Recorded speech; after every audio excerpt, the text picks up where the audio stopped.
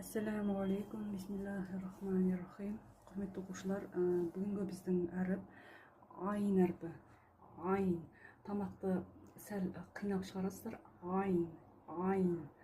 Мысалға, фағилу деген, ағузу деген, біз ана Құран елдер оққанда ағузу биллахи деп көбісі ағузу, ғойын емес, айын, ағузу деп айтылады. Яғни айын әрпі сөздің басында мына кішкене бөлігі жазылады сөздің басында. Міне. Бұл мысалға қазақша е әрпіне ұқсайды, е әрпіне. Е әрпіне келеді. Е әрпі мысалы жазамыз ғой. Мына жерде бас жағы кішкентай болады. Сөздің басында келгенде. Осылай жазылады. Кішкене шалқалан жазылады. Одан кейін әрі қарай сөздің ортасында қалай келеді? Сөздің ортасында сөздер жазылып келе жатып, осылай жібереміз. Ортасы және боялады.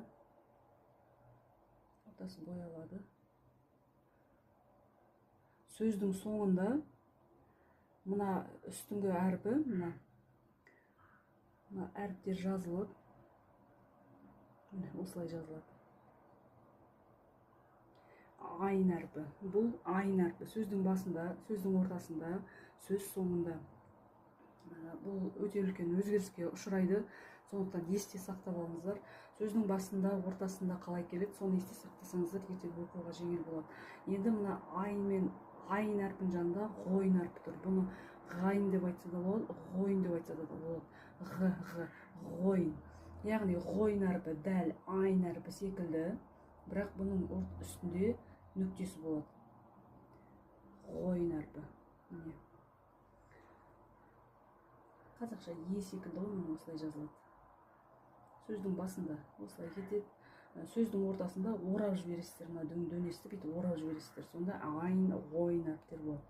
Мынау тұрған нүктесіз айын, нүктемен ғойын болады. Нүктесіз айын. Жаңа алғашқы түсіндіргендей.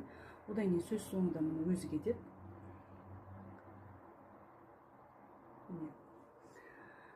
Енді әрі қарай сөздерде қалай келеді, сіздерде естеріңізде жақсы сақталу үшін мен сөздермен үнемі осылай мысал келтіріп қоямын. Яғни мына сөздің мына жерде қалай келіп тұр? Айын әрпі сөздің басында, міне айттым, сөздің басында осылай келеді. Міне сөздің басында